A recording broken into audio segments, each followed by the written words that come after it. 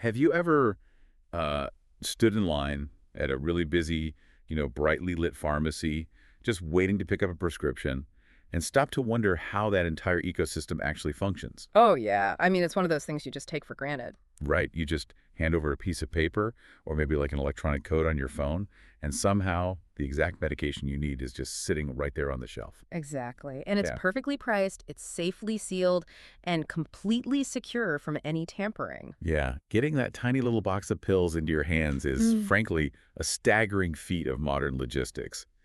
So today for our deep dive, we are decoding the invisible digital nervous system that makes all of this possible. And, in the pharmaceutical industry, supply chain management goes way, way beyond just moving inventory from point A to point B. It's not just moving boxes. No, not at all. It is an exercise in absolute precision and rigorous compliance.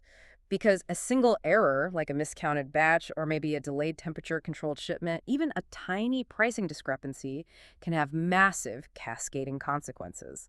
Because we're dealing with actual patient safety here. Patient safety and strict legal liabilities at literally every node of the network. Right.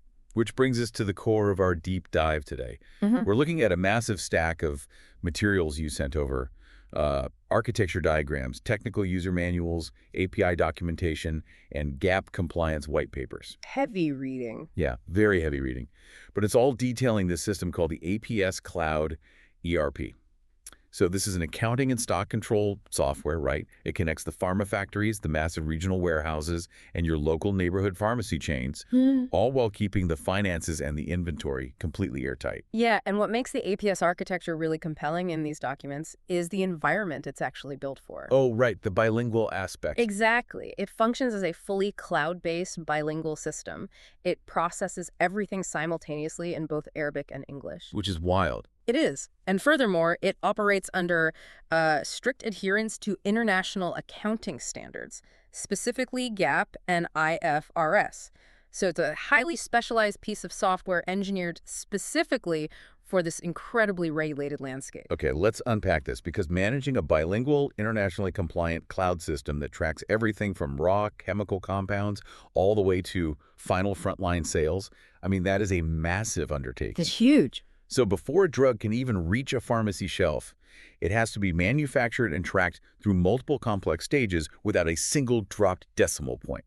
Let's start right on the factory floor. Sure. So the foundation of the APS system on the manufacturing side, it relies heavily on its bill of materials, or BO architecture. The BOM run. Yeah, because in standard retail, you buy a finished product and you sell a finished product. Simple. But in pharmaceutical manufacturing, you are procuring raw, active pharmaceutical ingredients, the APIs. So the software tracks those raw chemical materials. It monitors their specific conversion rates into semi-finished compounds, like binders or liquid solutions. Yep. And then it finally logs the finished packaged pill. Wow. And the whole time, the system is continuously calculating the exact production cost at every single stage. That includes the precise tracking of any waste generated during the chemical synthesis. Okay, so I picture this as like a highly restrictive, incredibly high stakes baking recipe. That's actually a pretty good way to look at it. Right, because if you run a commercial bakery, you have to track every grain of flour to manage your margins and calculate your exact yield. But in this case, the flour is a highly regulated, highly volatile chemical ingredient, Exactly. which raises an immediate logistical hurdle for me. Because unlike baking flour, which can just, sit in a silo for months, these active ingredients are incredibly sensitive. So how does the software ensure that the raw materials don't degrade or just expire before the manufacturing process even begins? Yeah, that's critical. The software manages that through this unyielding batch and lot tracking protocol. So a manufacturer cannot just aggregate all their raw materials into some generic inventory pool. They can't just mix it all together. No, absolutely not. Every single shipment of raw material and every subsequent batch of medication produced from it gets assigned a unique batch identifier. Okay. And the APS system uses these identifiers to meticulously map expiration dates. It literally dictates a precise route for the materials through the supply chain. Basically enforcing, a strict first to expire, first out methodology. You got it. Which drastically minimizes the volume of expired chemical waste sitting around on the factory floor. That makes total sense. And tracing that data down to the individual retail unit is just as critical, Oh, right? absolutely. Ah, The system utilizes unique barcodes and serial numbers for every single item produced. And, I mean, while this certainly facilitates highly efficient inventory audits at the warehouse level, the primary function of this serialization is actually to actively combat counterfeiting. oh, wow. Counterfeit prevention. Yes.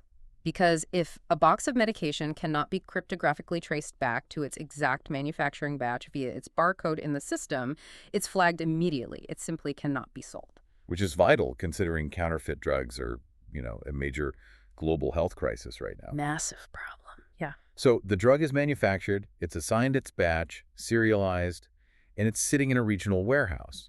I guess the next step is getting it onto a distribution truck. Right, and the final step of that warehouse journey involves generating highly specific automated packing slips.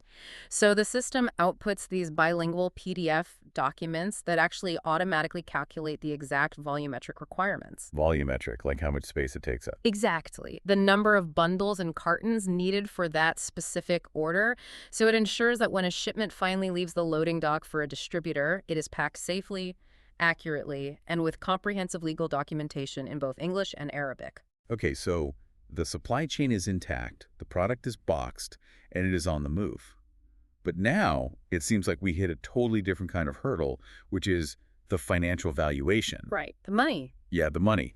How does a massive pharmaceutical entity figure out the exact value of that specific box of pills when the cost of raw chemicals and packaging and transportation is like fluctuating wildly on the global market every single day? Well, this is where the financial core of the APS system really demonstrates its rigidity. For inventory valuation, the software relies exclusively on the weighted average cost algorithm. Weighted average cost, okay. Yeah, it takes the historical cost of the older inventory sitting in the warehouse and mathematically averages it with the cost of the newly purchased, potentially more expensive inventory. That gives them a dynamic, real-time value for the stock. But wait, isn't it incredibly restrictive that the system only supports this one specific valuation method? It sounds like it, yeah. I mean, why build a massive cloud ERP with no financial flexibility? In other enterprise operations, accounting teams are often toggling between first in, first out, or standard costing, depending on, their tax strategy for the year. Forcing the entire company into this one algorithmic box seems really rigid. What's fascinating here is that this strictness is entirely by design. Oh, really? Yeah, by forcing the system to rely exclusively on the weighted average, which, by the way, is derived directly from verified audited purchase invoices, APS ensures a level of financial accuracy that perfectly aligns with those GAAP and IFRS standards we mentioned earlier. Oh, okay. The compliance piece. Exactly. But more importantly, this rigid valuation feeds directly into the system's auto pricing engine. Okay, wait. So the software is automatically dictating the retail price of the medication based on that weighted average. Yes. Because the system maintains this undeniable audited certainty about the weighted average cost of the drug at any given second, management can just input a target profit margin directly into the software. So as the cost of raw materials or supplier invoices fluctuates globally, the auto pricing engine automatically adjusts the final retail selling price across the entire network to maintain that exact margin. That's brilliant. So if the cost of an active ingredient spikes on the global market because of a supply chain shortage, the manufacturer doesn't have to deploy some massive team of financial analysts to manually recalculate the retail price for thousands of individual pharmacies. Exactly. The system just dynamically updates the pricing tier. That's incredible. And it completely insulates the pricing of life-saving drugs from human error. Which is huge. Yeah. A data entry clerk cannot accidentally type an extra zero and end up charging a patient 10 times the normal price, nor can they accidentally price it below cost and damage the pharmacy's viability. The mathematics are completely locked at the foundational system level. So the strictness actually acts as the ultimate safety net. Yes, exactly. The system has calculated the exact cost. The auto pricing engine has locked in the exact retail price. And I guess that brings us to the front lines. The patient walks into their local pharmacy to purchase the medication. Yeah. We are dealing with a cloud POS interface here, right? Right. And the POS architecture in the APS ecosystem is 100% cloud-based. Okay. Every time a barcode is scanned by a pharmacist and a sale is finalized, the POS is instantly syncing real-time accounting journal entries and cash movements back to the central server. It absolutely requires a constant, always-on internet connection to function. See, here's where it gets really interesting, though.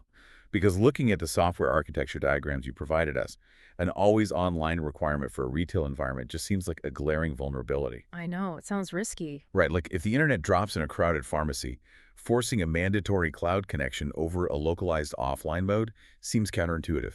Customer flow would just grind to a halt just because the local Wi-Fi dropped. Well, from a purely operational customer service standpoint, yeah, an offline mode is highly desirable. Nobody wants lines backing up.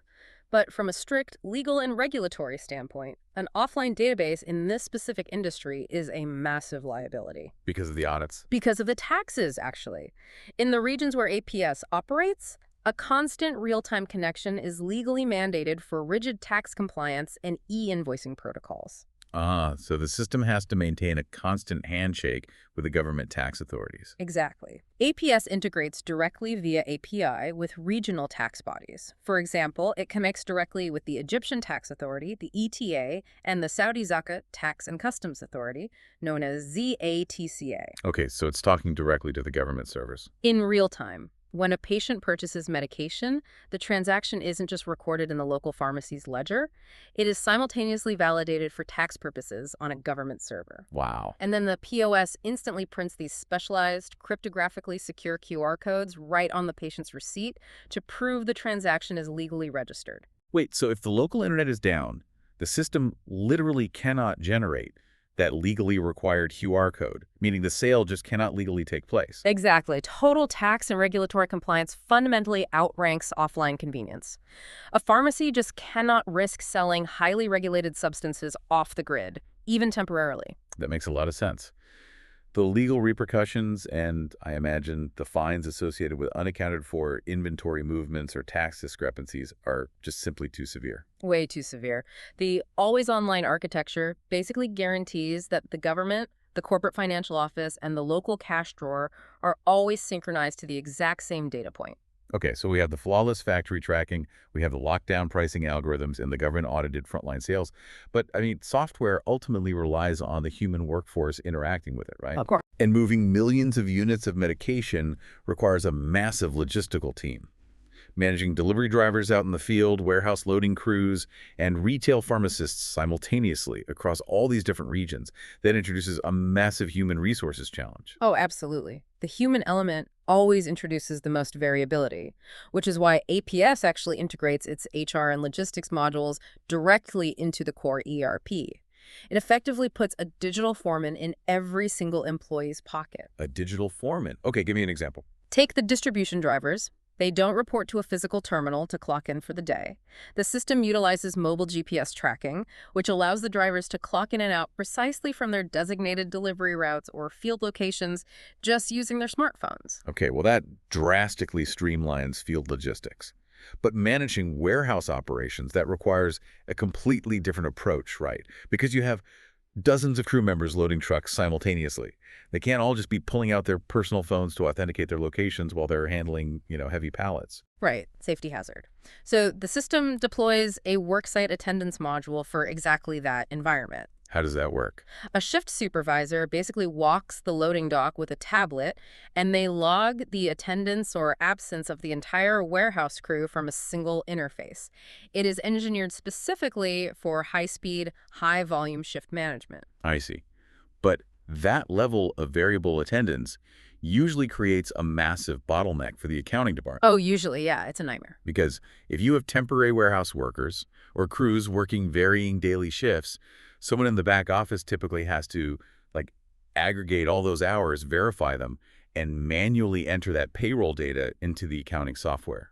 Not with APS. It eliminates that bottleneck with its daily wage payroll architecture. Okay. So it ingests the attendance data directly from that shift supervisor's tablet on the dock, automatically calculates the wages for the temporary workers based on their precise hours, and then automatically translates that payroll data into balanced accounting journal entries in the general ledger. Wait, automatically. So that is a massive time saver for the accounting team.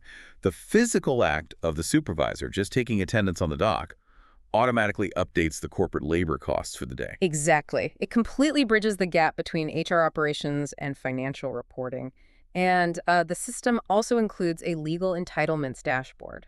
What does that do? It provides HR administrators with the tools to quickly adjust percentages for Social Security contributions and income taxes across different regulatory regions because those change, right? Right. Plus, all the employee documentation, the identifications, medical certifications, employment contracts, they are stored securely as PDF files directly in the cloud, permanently linked to the employee's digital profile. Okay, so we are talking about an incredible volume of information here. We've got millions of units of inventory, thousands of employees, dynamic global pricing, real-time government tax reporting, and daily automated payroll entry. It's a lot of data. It's a staggering amount. The sheer density of data flowing into that central database at any given second is overwhelming. How does upper management actually extract meaningful insights without just drowning in all that raw data? Well, to manage and synthesize that level of complexity, APS deploys a suite of artificial intelligence tools to act as basically the analytical brain of the whole operation. AI to the rescue. Exactly. The AI processes the raw data so management can actually make strategic decisions. Okay, let's look at the accounts payable side, for instance.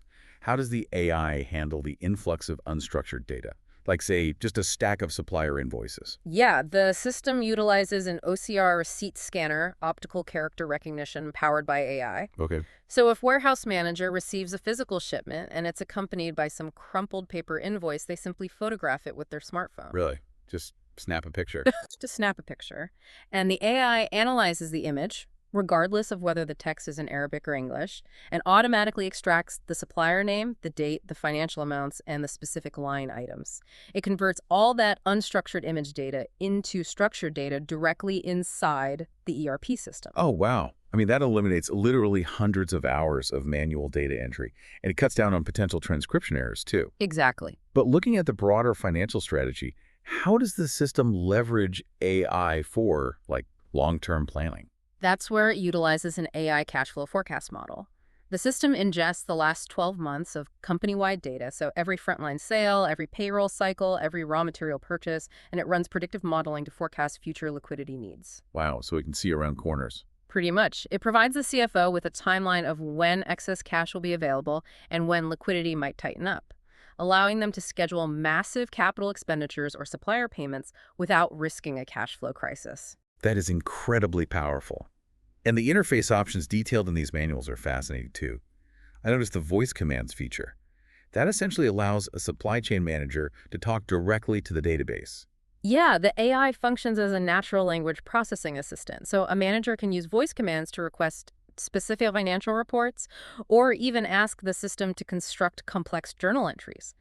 The AI just translates the spoken natural language into a structured database query. So you could just be walking the warehouse floor, speaking to your device, and ask to see the Q3 profit margins for pediatric antibiotics, and the data is instantly visualized for you. Instantly. Yeah, that is wild. The architecture also utilizes PWA technology, right? Oh. Progressive web app, meaning managers don't even need to download a standalone application from an app store. Right, they can just install the system natively from their web browser onto literally any device, and they gain instant access and real-time push notifications. See, but with all of this accessibility, AI reading documents, mobile voice commands, cloud-based POS terminals, we really have to address the critical issue of system security. Of course, it's the first question everyone asks. Right, because if a manager can verbally request the company's entire financial history from their phone, or a pharmacist is constantly connected to the cloud, a compromised account could inflict catastrophic damage. Absolutely, which is why the architecture is heavily compartmentalized using strict role-based access. Role-based access, meaning what exactly? Meaning a local pharmacist only has the permissions to view their specific POS terminal sales.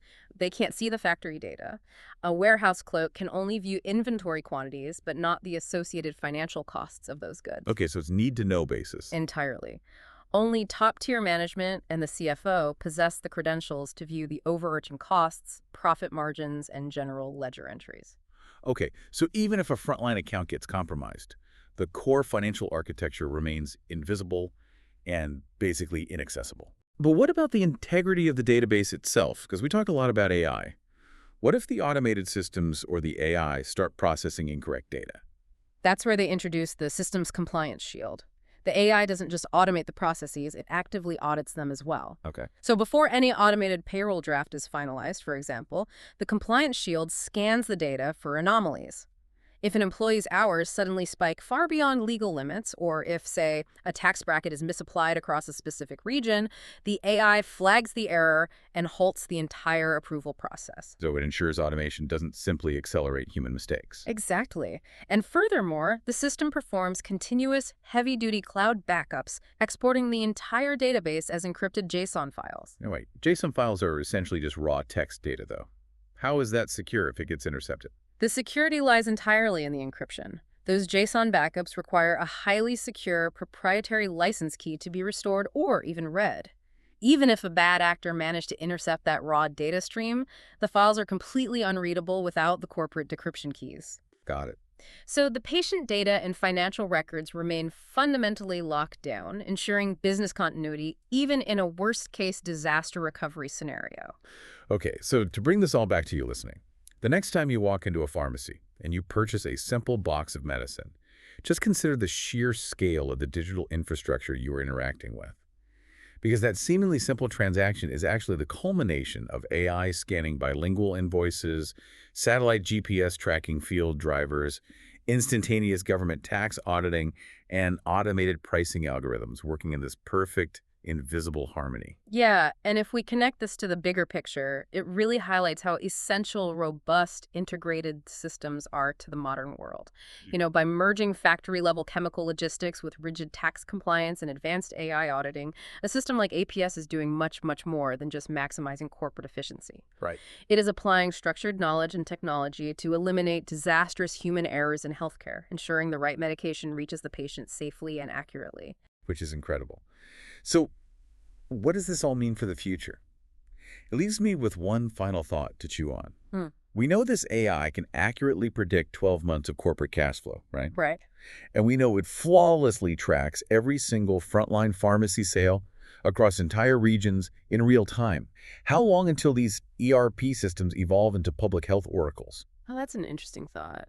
Because think about it. If the system's AI detects a sudden, massive spike in fever reducer and cough suppressant sales across a specific cluster of zip codes, it could theoretically predict a regional viral outbreak weeks before local hospitals even notice an uptick in admissions.